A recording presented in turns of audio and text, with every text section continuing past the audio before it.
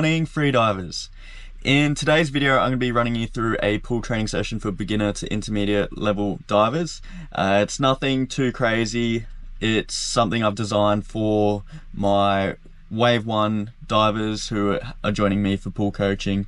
So what it's going to entail is 3 key exercises. The first one is for boosting mental preparedness.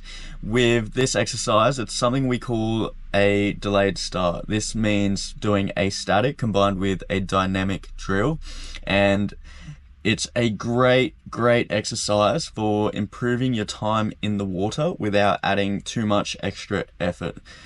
The second exercise we're going to do is a little bit of just conditioning and volume-based training with set departures.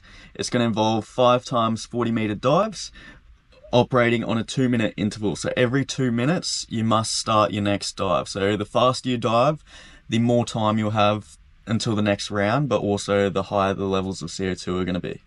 The third and final exercise is a hypercapnic swimming. This one is one of my favorites for training CO2 tolerance, and it's just a good exercise to finish on. There'll be a 1-page PDF in the description below, so feel free to download it. It's completely free, and then let me know how you go if you try this session yourself at home.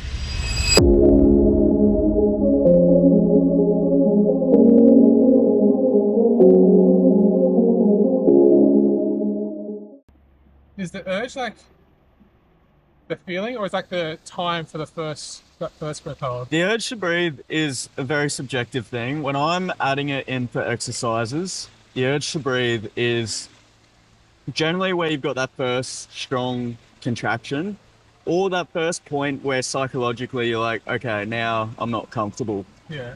But like day to day, the mental urge to breathe can come in earlier or later. Yeah. It just really depends. So in terms of the exercise though, for the statics in particular, try go to your contraction and then plus 10, 15 or whatever. It's more so about conditioning yourself to step into the discomfort phase, like where you want to build your mental tolerance to that level of discomfort. And like day to day, your urge to breathe will be a different point, but you're working on consistently pushing 10 seconds past, 15 seconds past, or you can do it differently and counting your contractions past that urge to breathe point. We always like to start our warm-up dives with a contraction-free dive, and the contraction-free dive is where the divers will go until their first urge to breathe. This can be physical or mental, as you just heard me explain. This is a great little exercise I learned off one of my old coaches from training freediving, and I highly recommend you add it into your routine as well. Mental preparedness on longer dives. What can happen is your body can get conditioned response to come up, say at a 40-second or 50-second interval, and based off how consistently you guys are like coming up on that first urge to breathe exercise, it could be a bit of like programming going in right now.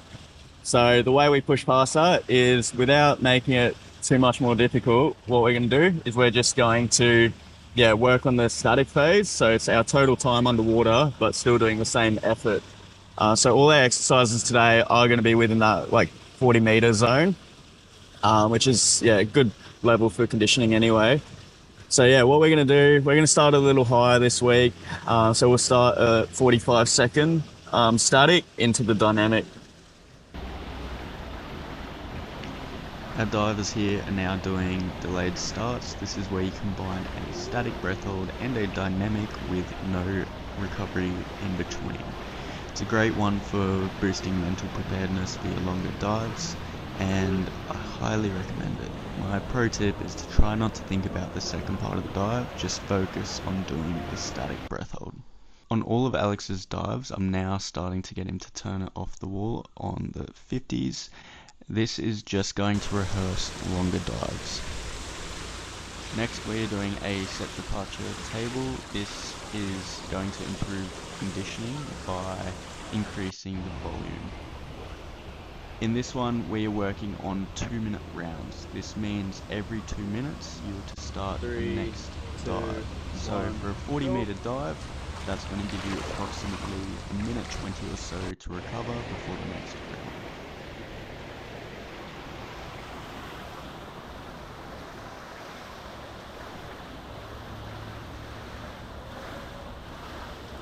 At this point in the session, I decided to change the plan for the divers.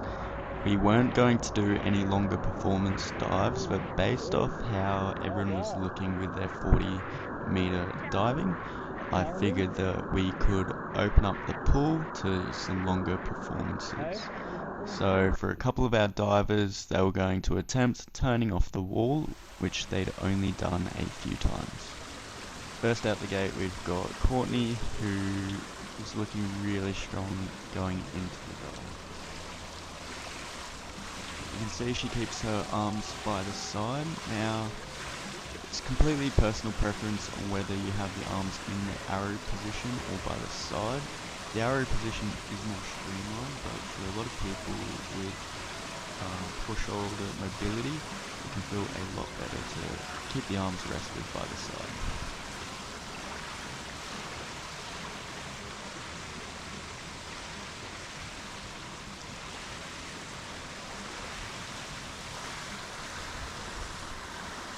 At this point, she's coming up to the surface, and here she comes up over to the wall for recovery breaths, and that's a big 65-meter PB for Courtney.